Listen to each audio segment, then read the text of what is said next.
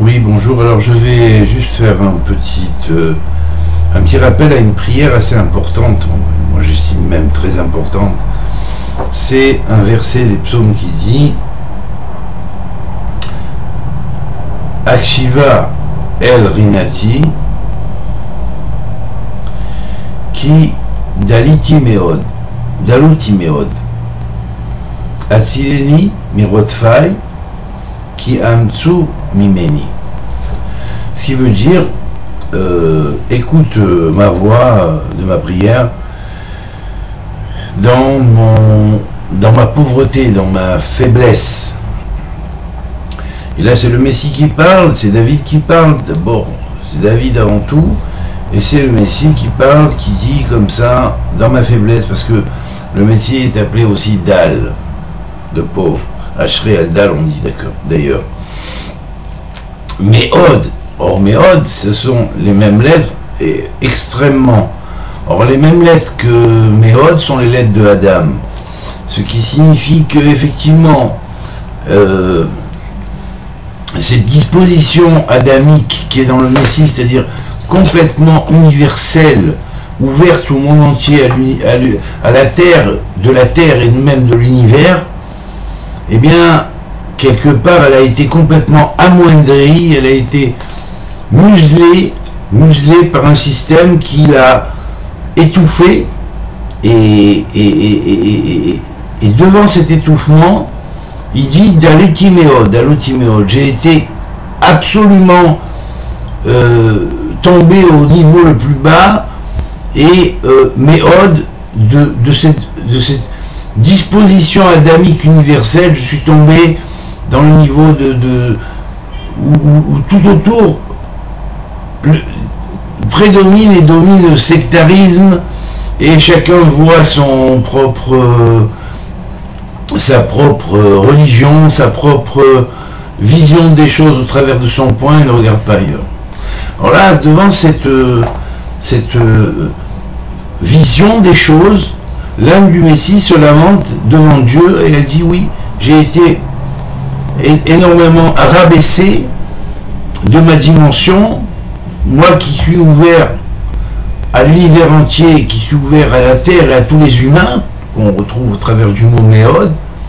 Atsileni, délivre-moi éternel, mirotfai, de ceux qui me poursuivent. Qui c'est ceux qui me poursuivent? Ce sont ceux qui précisément font tout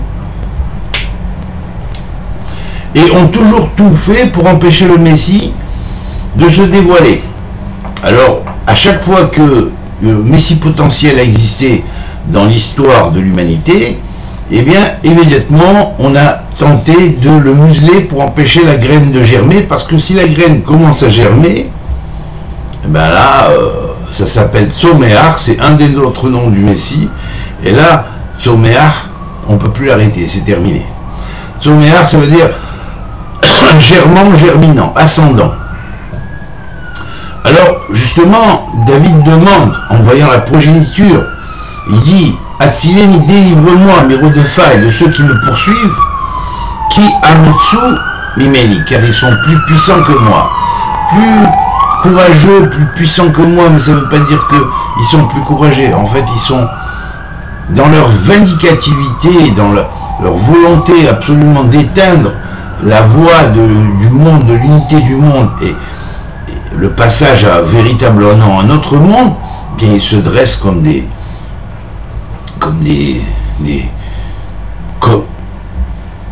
voilà, ils se dressent contre toute vérité pouvant unifier les hommes.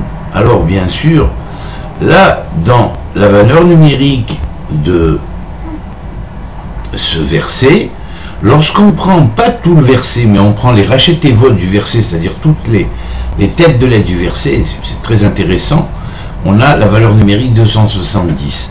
Alors cette valeur numérique 270, c'est à la fois l'allusion à deux lettres, une qui fait 200 et une qui fait 70. Celle qui fait 200, c'est la lettre Resh, et celle qui fait 70, c'est la lettre Aïn. Or, le Resh et le Aïn combinés ensemble, ça fait à la fois la racine de Ra, du mal, mais aussi de l'oreille, qui est la base du berger. Ça veut dire quoi? Quand le peuple, le monde, l'humanité n'a pas de berger, qui soit un berger fidèle, qui mène le troupeau au bercail, eh bien, le rat se multiplie, la force du mal se multiplie, et là, bien sûr, elle va endormir les gens. Cependant, avec les mêmes lettres inversées, c'est-à-dire le aïn avant le resh, eh bien là, on va avoir le mot aer, qui veut dire réveiller, éveiller, s'éveiller ou se réveiller. Et là, c'est déjà complètement différent.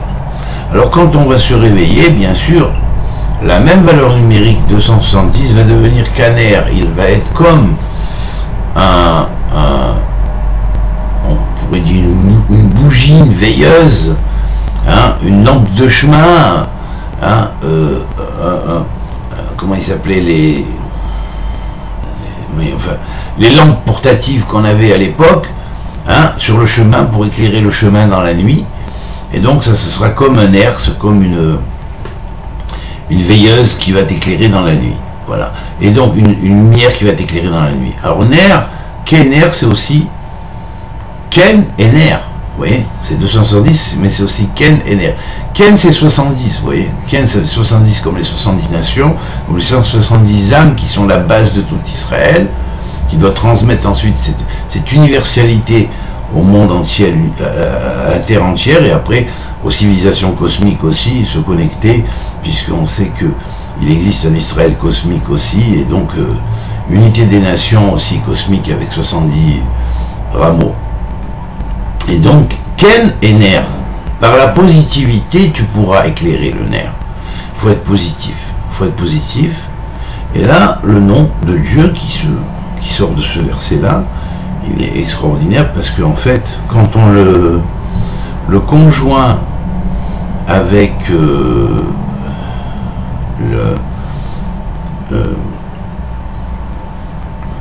les rachetés-votes de ce verset, et qu'on va prendre après ces sophétés-votes, on va se rendre compte qu'il y a ici une valeur numérique équivalente à 106. Et là, 106, c'est cave. C'est cave, ça veut dire c'est ce fameux trait de lumière qui est venu pour accomplir le monde du tikkun. Alors, vous voyez, il faut arriver vraiment à l'état le plus bas, au niveau où tout est fermé, au niveau où même toute l'humanité ne voit plus de porte de sortie, elle est étouffée.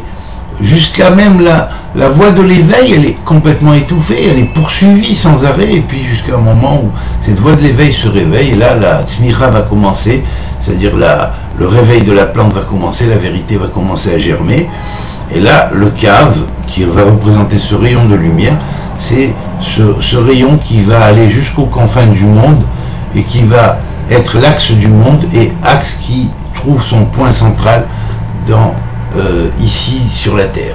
Et donc ce cave là en fait c'est le cave de Ben David Goel, qui est la valeur numérique 106, hein. Ben David Goel, c'est la valeur numérique 106, et c'est la valeur numérique également de cave ou de Aak. Aak, ça veut dire l'Adam Kadmon, l'homme premier primordial, qui représente le niveau de Keter, qui est au-delà de tous les mondes. Voilà.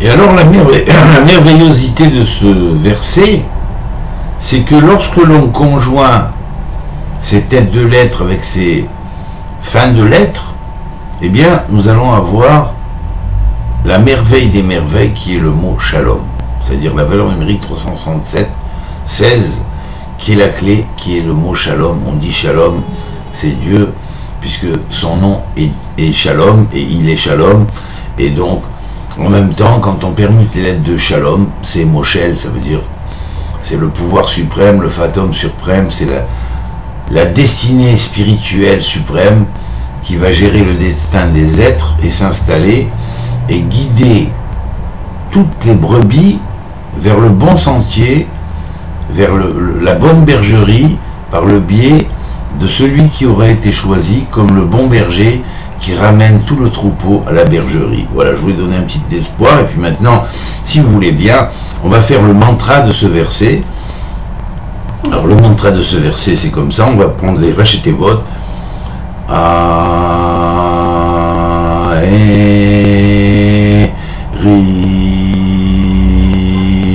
ki dame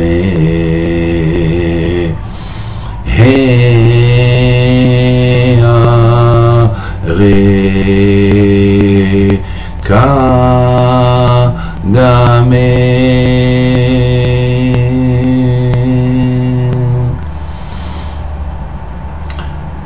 Et on va suivre les fins de lettres. Alors, he la yo ki la yo yu yida mayu yo yu va yo.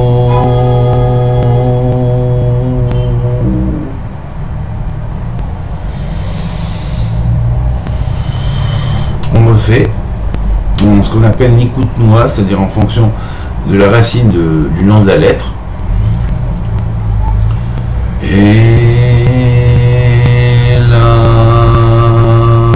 yo yu yo da yu yo yu va yo.